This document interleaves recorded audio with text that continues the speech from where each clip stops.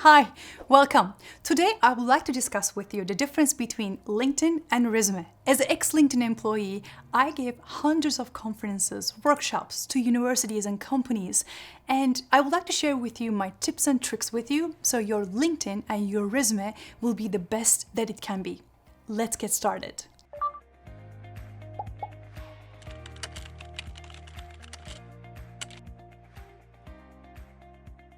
There are 50 million employers on LinkedIn and tons of opportunities that you can connect with. There are 2.9 million LinkedIn groups that you can join and create your own community and join the community. The best part is like over 700 million members of LinkedIn, and there are more than 700 million professionals in over 200 countries on LinkedIn. Today, I would like to discuss with you the difference between LinkedIn and resume because there are major differences and these major differences can help you to find the job even better. I'm going to walk you through step-by-step guide on building your perfect LinkedIn profile and these 4 important points that I would like to share with you. The first one, setting up your account. One of the most important things when you're building and setting up your LinkedIn profile is including your location and your industry. But the location can be tricky. So I'll give you an example why it can be tricky. Let's say you are going to school in San Francisco, but after the graduation, you'll be working in the Washington, D.C. area. My recommendation is try to change your location to the place that you'll be moving and you want to work at.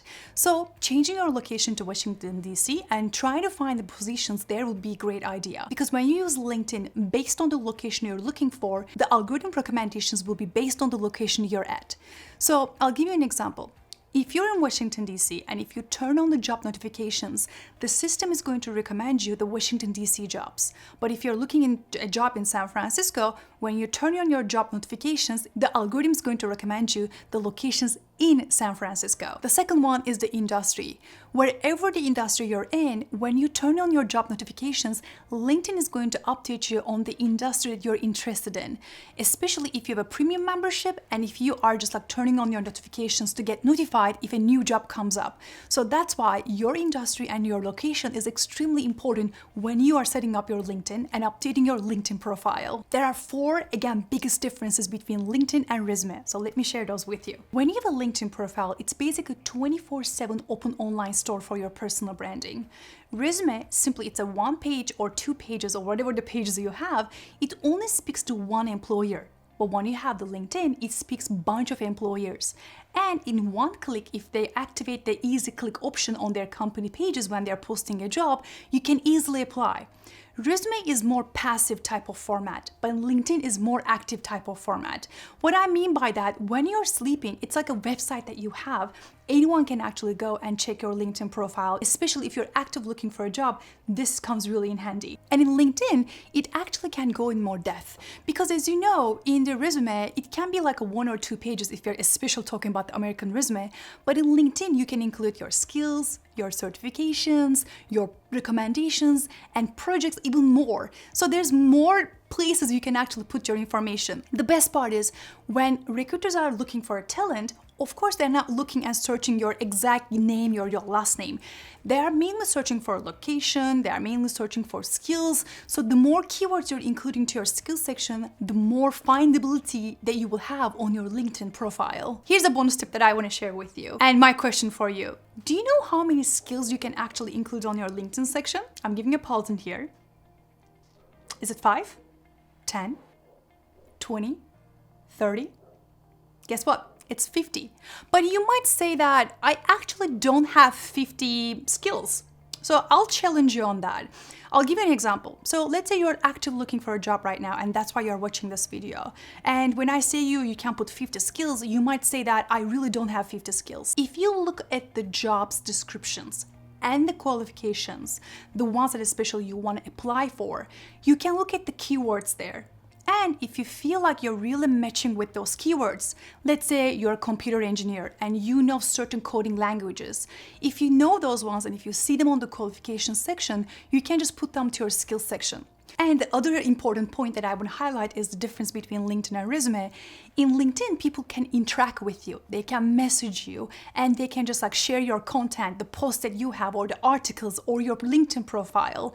In resume, again, it's more passive, and that's why LinkedIn has more potential for you to find a job, because in resume, you need to actively find the job, apply for the job, sometimes custom create your resume. In LinkedIn, you can distribute it more evenly and more effectively. I think the best part is, especially in the American resume, it's really hard to find a space to include some recommendations and endorsements. In LinkedIn, there are two sections in here. So first of all, don't sweat that if you don't have enough recommendations on your profile or if you don't have enough endorsements. If you're watching this video as a student, you can just ask your teachers, or you can ask your professors, or you can ask your classmates. If you have done some team project, you can ask them to create some recommendations for you. If you are currently working right now, maybe you can ask your current colleagues or your boss to write a recommendation for you. But don't try to ask recommendations all the time. You should be also giving recommendations to the people that you know of. Other important point that I want to share with you is, in American resume, of course, we are not putting some photos. It depends on your job, to be honest. But for instance, if you're a graphic designer or if you're just doing some visual activities, of course, you can just put your photo to your resume. But most of the time, we don't put our photos to our American resumes. What you can do in LinkedIn, this is an option. My recommendation is, when you're uploading your LinkedIn photo, make sure the background is very clear, your face can be very visible, and dress the way that you'll be dressing for that work. I'll give you an example. If you're a painter, you don't need to dress like a bit the business suits and everything else. You can dress up in a painter way. Try to show your personality and try to show your face, and don't forget to smile as well. One of the most important things you can actually do is to highlight your headline. In resume, there's a section for the objective area where most people will see or don't see, or some people include the objective section or not. In LinkedIn, the headline is the first thing that people are going to see when they're searching specific people like you. So my recommendation is, rather than just writing a student to your headline, you should be showing like an elevator pitch to your section.